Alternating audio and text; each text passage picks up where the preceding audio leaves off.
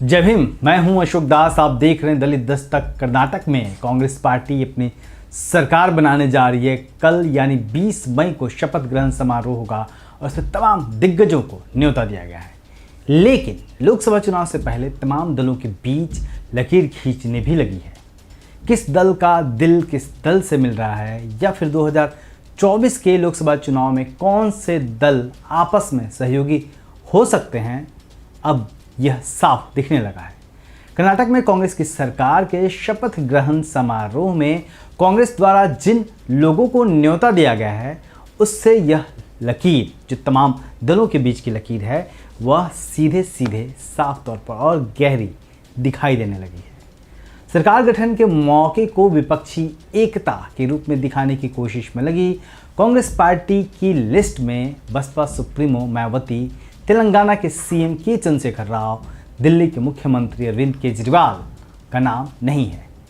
तो केजरीवाल के साथ ही पंजाब के मुख्यमंत्री भगवंत मान का भी नाम नहीं है। निश्चित तौर पे जब केजरीवाल का नाम नहीं है तो भगवंत मान का भी नाम होने का कोई सवाल नहीं था।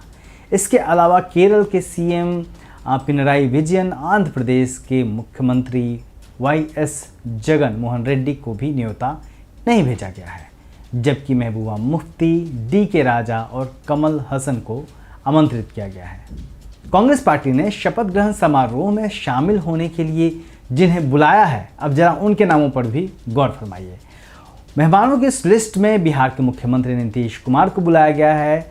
उनके डिप्टी सीएम तेजस्वी यादव को भी बुलाया गया है, जो कि आरजेडी के नेता हैं। इसके अलावा महाराष्ट्र शिवसेना जो उद्धव ठाकरे के पास है, अभी उनको बुलाया गया, उद्धव ठाकरे को बुलाया गया है। तमिलनाडु के सीएम एम.के. स्टालिन को बुलाया गया है। राष्ट्रवादी कांग्रेस पार्टी के प्रमुख शरद पवार को भी बुलाया गया है।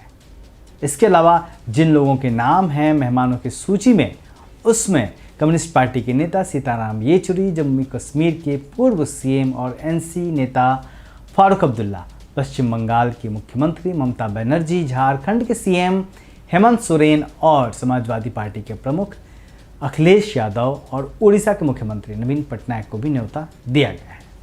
यानी साफ है कि कांग्रेस पार्टी अभी से ही 2024 के लोकसभा चुनाव में अपने सहयोगी दलों को लेकर रणनीति बनाने में जुट गई है। निश्चित तौर पे चुनाव पास हैं तो देर करने का कोई मतलब नहीं है। सभी पार्टियां अपने अपने तरीके से सोच रही हैं। कांग्रेस उन तमाम लोगों से दोस्ताना गांठने में जुट गई है जिनसे या तो वह चुनाव के पहले गठबंधन कर सकती है या फिर चुनाव के बाद उनसे सहयोग ले सकती है, जिस तरीके के नतीजे आते हैं उस समय। जहां तक उत्तर प्रदेश की बात है तो अखिलेश यादव को निमंत्रण देकर और बहुजन समाज पार्टी की मुखिया मायावती जी को निमंत्रण नहीं देकर, उन्हें न बुलाकर कांग्रेस ने साफ कर दिया कि उत्तर प्रदेश में हाथ का साथ साइकिल के साथ होगा और साइकिल को हाथ थामेगी। यानी उत्तर प्रदेश की जब बात करते हैं, जो कि देश की सबसे बड़ा सूबा है, जहां से 80 लोकसभा उम्मीदवार चुन के आते हैं, वहां पे कांग्रेस पार्टी की जो लिस्ट में है वो समाजवादी पार्टी का नाम है। अब चलिए देखते हैं कि 20 मई को जब नई सरकार का गठन होगा, शपथ ग्रहण करेंगे मुख्यमंत्री के तौर पर कांग्रेस के नेता सिद्धारमैया और डिप्टी सीएम के पद पे डीके शिवकुमार शपथ लेंगे, जो कि साफ हो गया नाम।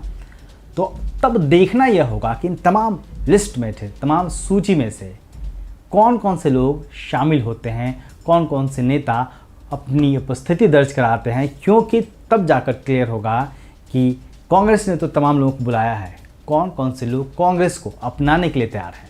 यानी 20 मई के बाद एक अलग तरह से देश की राजनीति करवट लेगी। अलग तरीके से देश के नेता अपने आप को जिस तरीके से गठबंधनों में बांट रहे हैं अभी से ही, वो एक बड़ा फ्रेम बन के सामने आएगा, उभर के सामने आएगा और तस्वीर कहीं ना कहीं 2024 लोकसभा चुनाव की दिखने लगेगी।